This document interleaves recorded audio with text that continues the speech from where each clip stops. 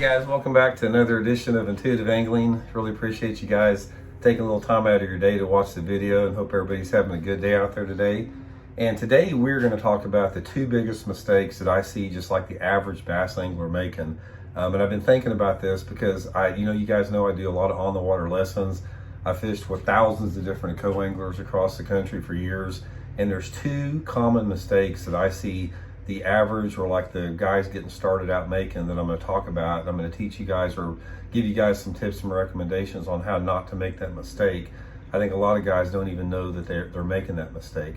Real quick before we get started here, I just want to invite everybody, if you haven't had a chance to subscribe to the channel, please do so.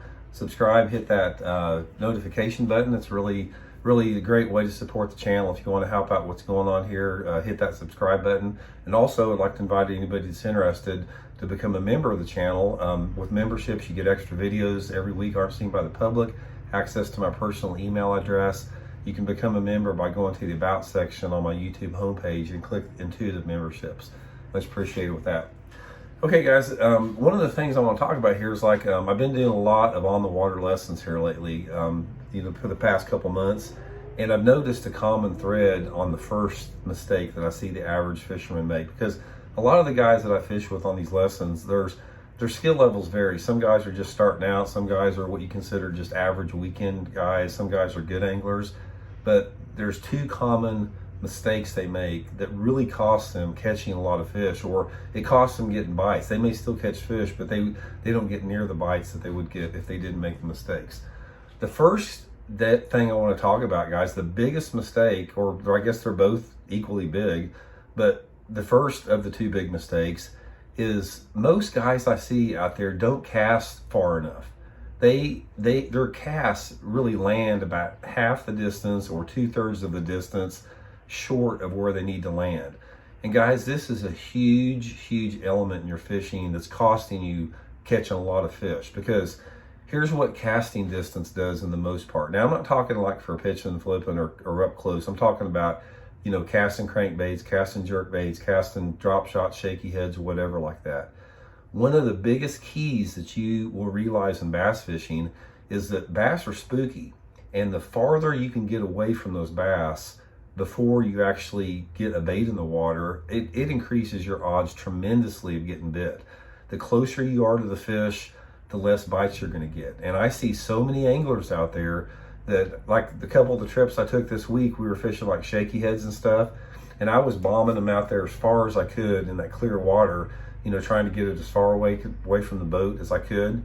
And a lot of the guys I were fishing with, they'd cast like 30 or 40 feet from the boat, and they're not far enough away from the boat.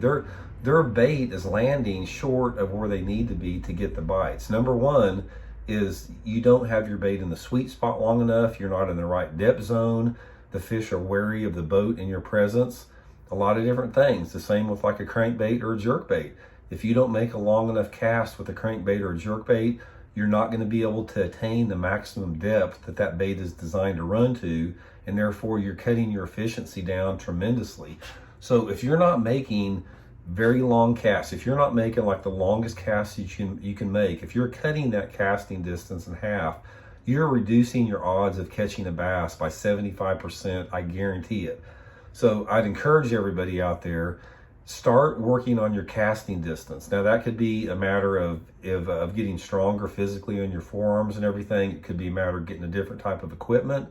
It could be a deal of going to a spinning outfit more. A lot of guys I see that have problems with distance, they're trying to cast baits on bait casting outfits that need to be casted on a spinning outfit. So try to be aware of the fact that you need to make a long cast as much as you can. Even if you're pitching and flipping, you're always going to get more bites if you stay farther away from the target and make longer flips and pitch. Huge deal, guys. I can't stress how much of an important factor that is. The second mistake that I see a lot of average anglers make, guys, and it's the same thing, is they don't retrieve their lures at the correct speed.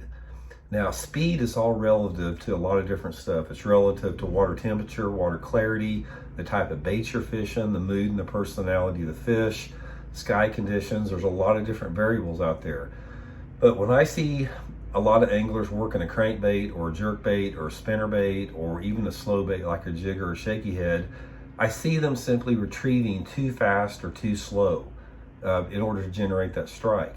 When you're talking about retrieves, you have got to match your retrieve speed to the mood and the personality of the fish.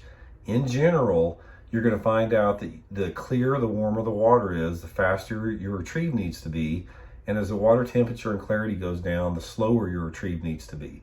Also, there are very few situations where just a straight retrieve is the best. Most of the time, it's some type of a combination of a stop and go, stop and pull, stop and hesitation. It's that type of retrieve that triggers those bass to strike.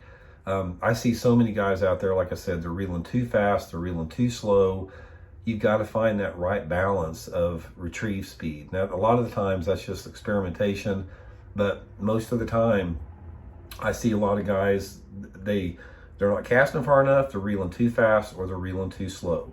So be aware of all those elements and try to just incorporate them into your fishing more. Try to make those casts longer, try to vary your speed, try to make your speed ratio based upon the elements I just talked about, and it will definitely add up to a lot more bass for you guys. So we'll get into a lot of other elements too. There's a lot of other variables such as casting angles and boat positioning we'll get into later, but these are two big ones that's going to help you guys out. So again, thanks for tuning in, and we'll talk to you guys later on. See you.